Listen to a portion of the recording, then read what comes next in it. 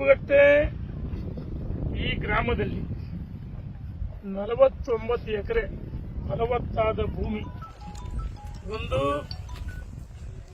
ಕಳೆದ 30 ವರ್ಷಗಳ ಹಿಂದೆ 35 ವರ್ಷಗಳ ಹಿಂದೆ ಬಗರುಕುಂ ಸಾಗುವಳಿದಾರರು ರೈತರು 1 ಎಕರೆ ಅರ್ಧ ಎಕರೆ 2 ಎಕರೆ ಸಾಗುವಳಿ ಮಾಡಿಕೊಟ್ಟು ಅಂತೇಳಿ ಅರ್ಜಿ ಹಾಕಿ ಸರ್ಕಾರ 57 ಅರ್ಜಿಯನ್ನು ಹಾಕಿದೆ. ಇಲ್ಲಿ 49 ಎಕರೆ ಮತ್ತು 49 ಎಕರೆ 14 ಗುಂಟೆ ಮತ್ತು ಹಳ್ಳಹಳ್ಳಿ ಗ್ರಾಮದಲ್ಲಿ 22 ಎಕರೆ, 2 ಗೋಮಾಳ. ಒಂದು ಸರ್ಕಾರದ ಕಾನೂನಿದೆ. ನಾವು ಶಾಸಕರ ಬಗರುಕುಂ ಸಮಿತಿ ಅಧ್ಯಕ್ಷ ಆಗಿದ್ದಾಗ ಶಾಲೆಗೆ 26 ಎಕರೆ ಶಾಲೆ ಕೋವಿಡ್ ಸೆಂಟರ್ ಸಾರ್ವಜನಿಕ ಅನುಕೂಲ ಅದು. ಶಿಕ್ಷಣ ಇಲಾಖೆ ಬಡವರ ಮಕ್ಕಳಿಗೆ ಪರಿಶಿಷ್ಟ ಜಾತಿ ಹಿಂದುಳಿದ ಮಕ್ಕಳಿಗೆ ಶಾಲೆಗಳು ಕೊಟ್ಟು ಆ ಸಂದರ್ಭದಲ್ಲಿ 50 ಎಕರೆ ಭೂಮಿಯನ್ನು ನಾನು ಇಂಡಸ್ಟ್ರಿಯಲ್ ಇದಕ್ಕೆ ಕಾರಿಡಾರ್ಗೆ ಮಾಡಿಸಿದ್ದೆ 2009-10. ರೈತರ ಒತ್ತಾಯ ಮೇರೆಗೆ ನಾನು ಇಂಡಸ್ಟ್ರಿಯಲ್ ಹೋಗಿ ಕೊಟ್ಟಂತ ಭೂಮಿಯನ್ನು ವಾಪಸ್ ಪಡಿಸಿದ್ದೆ. ಒಂದು ಜಾನುವಾರುಗಳು, ಗೋವುಗಳು, ಕುರಿಗಾಯಿಸು ಜಾನುವಾರುಗಳು ಗೋವು ಇವತ್ತು ಬಹಳ ಮುಖ್ಯ. ಮೇವು ಇಲ್ಲ. ಇವತ್ತು ಅರಬಟ್ಟೆ ಗ್ರಾಮದಲ್ಲಿ ಸುಮಾರು 1,500 ಜಾನುವಾರುಗಳಿದೆ, 2,000 ಕುರಿ ಮೇಕೆಗಳಿದ್ದಾವೆ ಮತ್ತು ಮನೆ ಕಟ್ಟುವುದಕ್ಕೆ ಜಾಗ ಇಲ್ಲ. ಅರಬಟ್ಟೆಯಲ್ಲಿ ನೋಡ್ಬಿಟ್ರೆ 10 ಅಡಿ ಅಗಲ, 8 ಅಡಿ ಅಗಲ, 15 ಅಡಿ, 7 ಅಡಿ ಅಗಲ ಅಷ್ಟಾಗಿ ಮನೆ ಕಟ್ಟಿ ಕಾಲ್ ಚಾಚಿರ್ ಕಾಲು ಇಕ್ಕಟ್ಟಾದ ಮನೆಯಲ್ಲಿ 4-5 ಜನ ವಾಸವಾಗಿದ್ದಾರೆ. ನಾವು ಅಧಿಕಾರದಾಗಿದ್ದಾಗ ಗ್ರಾಮ ಪಂಚಾಯತಿಯವರಿಗೆ ಇದು ಸುಳ್ಳಲ್ಲ, ದಾಖಲೆ ಸಮೇತ ನಾನು ಯಾರಿಗೆ ಭೂಮಿ ಇಲ್ಲ ಮನೆಗಳು ನಿವೇಶನ ಮಾಡಿಕೊಡ್ರಿ ಅಂತ ಗ್ರಾಮ ಪಂಚಾಯತಿಗೆ ನಾವು ಅನುಮತಿಯನ್ನು ಕೊಡಿಸಿದ್ವಿ ನಾನು ಅವಧಿಯಲ್ಲಿ. ಮತ್ತು ಬಗರುಕುಂ ಸಾಗುವಳಿ ಇದು ಗೋಮಾಳ ಸರ್ಕಾರಿ 30 ಇಲ್ಲಿ 49 ಎಕರೆ 14 ಗುಂಟೆ, ಹಳ್ಳಿಯಲ್ಲಿ 22 ಎಕರೆ. ಪ್ರಭಾವಿ ಖಾಸಗಿ ಕಂಪನಿ ಅದು.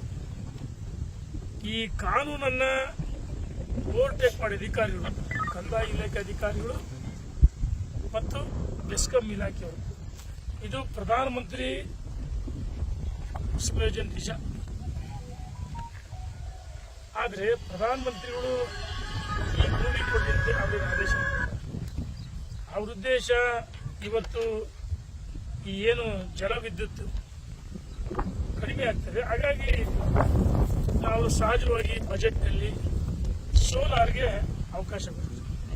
ಬಜೆಟ್ನಲ್ಲಿ ಪ್ರಧಾನಮಂತ್ರಿಗಳು ಅದರ ಉದ್ದೇಶ ಜನರಿಗೆ ವಿದ್ಯುತ್ ಅಗಲತ್ತು ಸಿಗಬೇಕು ಅಂತ ಉದ್ದೇಶ. ಈ ಭೂಮಿ ಕೊಡ ಅಂತ ಹೇಳಿದ ಒಂದು ಬಂಜರು ಭೂಮಿ ಇರಬೇಕು, ಯಾವುದಕ್ಕೂ ಉಪಯೋಗ ಭೂಮಿ ಕೊಡಕ್ಕೆ ಅವಕಾಶ ಇಲ್ಲ. ಇದು ಫಲವತ್ತಾದ ಭೂಮಿ. ರೈತರು ಅರ್ಧ ಎಕರೆ 1 ಎಕರೆ ಹೊಡೆದರೆ ಜಾನುವಾರುಗಳು, ಹಸುಗಳು ಮತ್ತು ಕುರಿ ಮೇಕೆಗಳಿಗೆ ಮೇಯಕ್ಕೆ ಅವಕಾಶ ಇಲ್ಲ. ಈ ಭೂಮಿಯನ್ನು 49 ಎಕರೆ 14 ಗುಂಟೆ ಇಲ್ಲಿ ಅರಬಟ್ಟೆ ಕೊಟ್ಟರೆ ಹರಳಹಳ್ಳಿದು ಇಲ್ಲಿ ಬಹಳಷ್ಟು ಕೋಟ್ಯಾಂತರ ರೂಪಾಯಿ ವ್ಯವಹಾರ ಆಗಿದೆ. ನಾನು ಸವಾಲು ಹಾಕ್ತೀನಿ. ಒಂದು ಬೆಸ್ಕಾಂ ಇಲಾಖೆಯವರು ಮತ್ತು ಕಂದಾಯ ಇಲಾಖೆಯವರು, 2 ಇಲಾಖೆಯವರು ಮತ್ತು ರಾಜಕಾರಣಿಗಳು ಕೆಲವರು. ನಾನು ಸಮಯ ಬಂದಾಗ ರಾಜಕಾರಣಿಗಳು ಹೇಳ್ತೀನಿ. ಈಗ ಇದನ್ನ ಸೇರಿ, ಯಾಕಂದ್ರೆ ಕೇವಲ ಅಧಿಕಾರಿಗಳು ಮಾಡಕ್ ಸಾಧ್ಯನೇ ಇಲ್ಲ, ರಾಜಕಾರಣಿಗಳು ಸಹಕಾರನೂ ಬೇಕು. ನಮ್ಮ ಅವಧಿಯಲ್ಲಿ ಹಂಗಾರೆ ನಾನು ಸಾಕಷ್ಟು ಸಿಂಗಲ್ ವಿಂಡೋ ಅವಕಾಶ ಇತ್ತು ಇಂಡಸ್ಟ್ರಿ ಮಾಡಕ್ಕೆ. ನಾನು ಅವಾಗ ಎಕ್ಸೈಸ್ ಮಿನಿಸ್ಟರ್ ಆಗಿದ್ದೆ, ಯಡಿಯೂರಪ್ಪನವರು ಮುಖ್ಯಮಂತ್ರಿ ಇದ್ರು, ಮುರುಗೇಶ್ ನಿರಾಣಿ ಕೈಗಾರಿಕಾ ಸಚಿವರು. ನಾನು ಸ್ವಂತ ಮಾಡ್ಕೊಂಡ್ಬಂದಿದ್ದೆ, ಬೇಕಾದ್ರೆ 100 ಎಕರೆ ಮಾಡ್ಕೊಬಂತು. ನಾನು ಸ್ವಂತಕ್ಕೋಸ್ಕರ ಮಾಡ್ಕೊಳ್ಳಿ, ಯಾರಿಗೂ ಖಾಸಗಿ ವ್ಯಕ್ತಿಗಳಿಗೆ ಲೀಸ್ ಕೊಡ್ಲಿಲ್ಲ. ಆ ಭೂಮಿಯನ್ನ ನಾವು ಸ್ಮಶಾನಕ್ಕೆ ತೆಗೆದಿರ್ತೀವಿ ಮತ್ತು ದನಕರುಗಳಿಗೆ. ಉಳಿದ ಹೆಚ್ಚುವರಿ ಭೂಮಿಯನ್ನ ನಾವು ಬಗರ್ಕು ಮಂಜೂರು ಮಾಡಿದ್ವಿ. ಈ ಭೂಮಿಗಳನ್ನ ಮಂಜೂರು ಮಾಡೋದಕ್ಕೆ ಕಾನೂನು ಹೇಳಿದ್ರು. ಕಾನೂನು ಹೇಳುತ್ತೆ 100 ಜಾನುವಾರಿಗೆ 30 ಎಕರೆ ಮೀಸಲಾಡಬೇಕಂತಿದೆ. ಇದನ್ನ ಓವರ್ಟೇಕ್ ಮಾಡಿ ಅಧಿಕಾರಿಗಳು ಯಾವ ಕಾರಣಕ್ಕೋಸ್ಕರ ಕಂದಾಯ ಇಲಾಖೆ ಅಧಿಕಾರಿಗಳು ಇದನ್ನ ಲೀಸ್ ಕೊಟ್ಟರು. ಇಷ್ಟು 49 ವರ್ಷ ಅಲ್ಲ, ಅಷ್ಟು 30 ವರ್ಷ 35-30 ವರ್ಷ ಲೀಸ್ ಕೊಡಿದೆ. ರೈತರಿಗೆ 30 ವರ್ಷ ದಾಟಿ ಬಿಡೋದ್ರಂತ ಮೊಬೈಲ್ ವಾಟ್ಸಪ್ ಯಾವ ಆಧಾರದ ಮೇಲೆ ನೀವು ಗುತ್ತಿಗೆ ಕೊಡ್ತೀರಿ?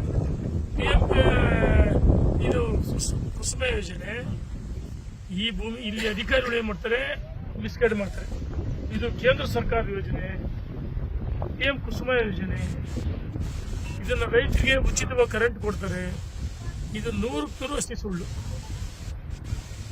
ಪ್ರಧಾನಮಂತ್ರಿಗಳು ಬಜೆಟ್ ಅಲ್ಲಿ ಘೋಷಣೆ ಮಾಡಿದ್ದಾರೆ ಸೋಲಾರ್ ಹಗಲೊತ್ತು ರೈತರಿಗೆ ಕರೆಂಟ್ ಉತ್ಪಾದನೆ ಮಾಡಿ ಸಿಗಬೇಕು ಅಂತ. ಅದು ಇಂಥ ಭೂಮಿಗಲ್ಲ. ಯಾವುದೋ ಹೊಟ್ಟೆ ಮೇಲೆ ಜೀವನ ಮಾಡೋ ರೈತ ಹೊಟ್ಟೆ ಮೇಲೆ ಹೊಡೆದು ಕೊಡದಿರ್ತೇವೆ.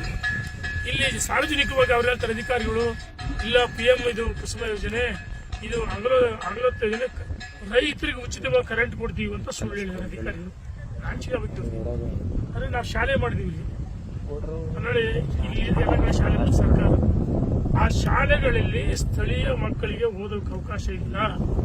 ಕಾನೂನು ಪ್ರಕಾರ ಪರೀಕ್ಷೆ ಬರೀಬೇಕು. ಸ್ಪರ್ಧಾತ್ಮಕ ಪರೀಕ್ಷೆ ಬರೆದಾಗ ಪರಿಶಿಷ್ಟ ಜಾತಿ ಪಂಗಡ ಯಾವುದೇ ವರ್ಗ ಇರ್ಬೋದು, ಹಿಂದೂ ವರ್ಗ, ಆ ಪರೀಕ್ಷೆಯಲ್ಲಿ ಬರೇ ಉತ್ತೀರ್ಣ ಸಾಲದು. ಪರ್ಸೆಂಟೇಜ್ ಅತಿ ಹೆಚ್ಚು ಅಂಕಗಳನ್ನ 100ಕ್ಕೆ 100, 199, 100ಕ್ಕೆ 95, 75, 80 ಬಂದ್ರೆ ಮಾತ್ರ, 100ವರೆಗೆ ಅಂಕಗಳು ಬಂದ್ರೆ ಮಾತ್ರ ಈ ಶಾಲೆಗಳಿಗೆ ಅವಕಾಶ ಇದೆ.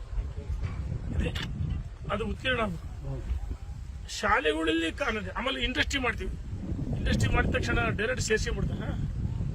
ಅದಕ್ಕೆಲ್ಲ ಸರ್ಕಾರದ ನಿಯಮಗಳಿದೆ. ಇಲ್ಲಿ ಉತ್ಪಾದನೆ ಮಾಡಿದಂತ ಕರೆಂಟು ಸಂಬಂಧಪಟ್ಟ ಇಲಾಖೆಗೆ ಮಾರಾಟ ಮಾಡ್ತಾರೆ. ಇಲ್ಲಿ ಉತ್ಪಾದನೆ ಅಂತ ವಿದ್ಯುತ್ ರೈತರಿಗೆ ಯಾರು ಸಿಗಲ್ಲ. ಸವಾಲಾಗ್ತೀನಿ, ರೈತರಿಗೆ ಮೋಸ ಸುಳ್ಳು ಹೇಳ್ತಾರೆ. ಇದು ಖಾಸಗಿ ಕಂಪನಿಯವರಿಗೆ ಈ ಭೂಮಿಯನ್ನ 30 ವರ್ಷ ಲೀಸ್ ಕೊಟ್ಟಿದ್ದಾರೆ ಕಂದಾಯ ಇಲಾಖೆಯರು.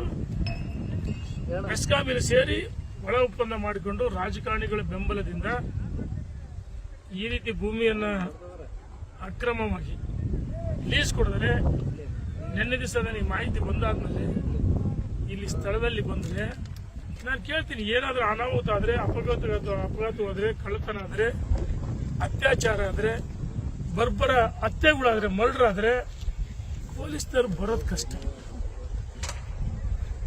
ಬರೋದೇ ಕಷ್ಟ. ದರೋಡೆಗಳಾದ್ರೆ. ಆದ್ರೆ ನಾನು ಪೊಲೀಸ್ನವರು ತಪ್ಪು ಅಂತ ಹೇಳಲ್ಲ, ರಕ್ಷಣಾ ಇಲಾಖೆ. ಇಲ್ಲಿ ಕಂದಾಯ ಇಲಾಖೆ ಅಧಿಕಾರಿಗಳು ಮತ್ತು ಬೆಸ್ಕಾಂ ಇಲಾಖೆ ಅಧಿಕಾರಿಗಳು ರಕ್ಷಣೆ ಕೊಡ್ರಿ ಅಂತ ಹೇಳಿ, ಅಂದ್ರೆ ರೈತರು ಈಗ ಯಾರಾದ್ರೂ ಭಯೋತ್ಪಾದಕರ, ನೀವ್ಯಾರು ಭಯೋತ್ಪಾದಕರ ರೈತರು ಅದ್ರ ನಕ್ಸಲೈಟ್ ಸರ್, ಅನ್ನದಾತರು, ಯೋಧರು, ರೈತರು ಎರಡು ಕಣ್ಣುಗಳು ಅಂತ ನಾವು ಹೇಳ್ತೀವಿ.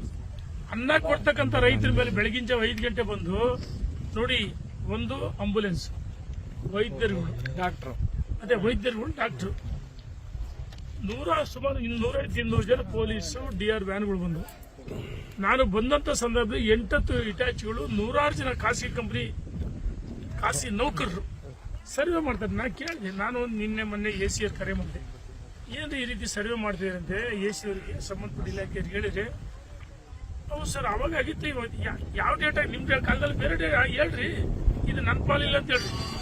ನಾವು ಜಿಲ್ಲಾಧಿಕಾರಿ ಹೇಳಿದ್ರು ಯಾರೇ ಇರ್ಬೋದು, ಅಷ್ಟಲು ಬಿಡಲ್ಲ. ಜಿಲ್ಲಾಧಿಕಾರಿಗಳು ನಿನ್ನೆಯಿಂದ ಕರೆ ಮಾಡಿದ್ದೀನಿ ವಿಚಾರಕ್ಕೆ.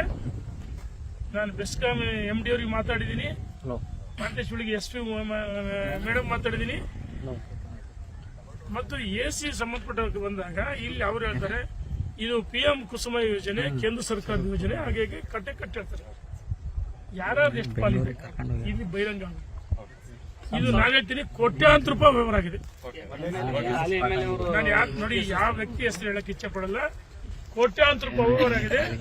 ಖಾಸಗಿ ಕಂಪನಿ, ದಾವಣಗೆರೆಯ ರಾಜಶ್ರೀ ಖಾಸಗಿ ಕಂಪನಿಯವರಿಗೆ ಇದನ್ನ ಲೀಸ್ ಮಾಡಿದರೆ.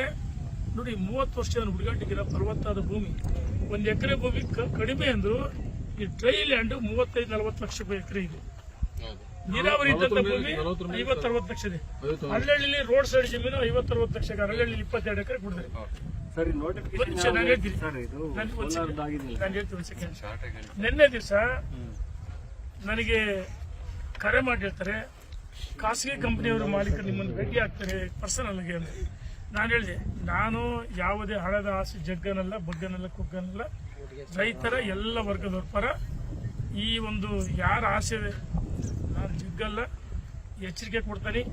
ಹೊನ್ನಾಳಿ ಏನು ಹರಳಹಳ್ಳಿ ಗ್ರಾಮ ಇರ್ಬೋದು, ಅರಬಟ್ಟೆ ಗ್ರಾಮದಲ್ಲಿ ನಿಮ್ಮ ಏನು ಟೆಂಡರ್ ಆಗಿದೆ ಅಂತ ಹೇಳ್ತಿಲ್ಲ, ಇಲ್ಲಿ ಅವಕಾಶ ಟೆಂಡರ್ ಆಗಿತ್ತಾನೆ, ಖಾಸಗಿ ಜಮೀನು ಖರೀದಿ ಮಾಡೋಕ್ಕೆ ಅವಕಾಶ ಇದೆ. ಅದು ಏನು ಸರ್ಕಾರಿ ಭೂಮಿನೇ ಬೇಕು ನಿಮಗೆ ನುಂಗಕ್ಕೆ?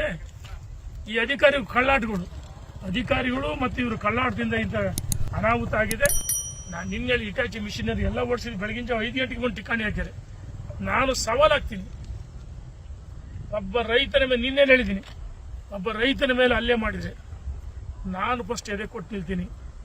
ಒಬ್ಬ ರೈತನಿಗೆ ಲಾಠಿ ಚಾರ್ಜ್ ಮಾಡಿದ್ರೆ ಬಿಡಲ್ಲ. ಅಂದ್ರೆ ಉದ್ದೇಶ ಡಾಕ್ಟರ್ ಕರ್ಕೊಂಬಂದ್ರೆ ತೊಳ್ಳಾಟದಲ್ಲಿ ಗಾಯ ಆಗಿಬಿಡೋದ್ರೆ ಇವ್ನು ಎತ್ಕೊಂಡು ಹೋಗಿ ಹಾಸ್ಪಿಟ್ಲಿಗೆ ಸೇರ್ಸಬೇಕು.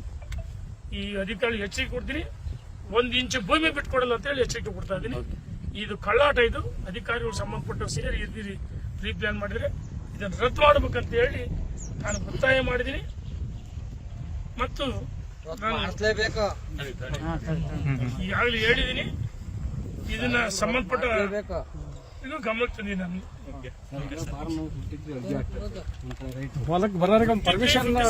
ಅವ್ರಿಗೆ ಮಂಜೂರು ಮಾಡಕ್ಕೆ ಅವಕಾಶ ಇಲ್ಲ. 1990 ಹಾಕಿದ್ದಾರೆ, ಅಲ್ಲಿಂದ ಇಲ್ಲಿವರೆಗೆ ಮಂಜೂರು ಮಾಡಿ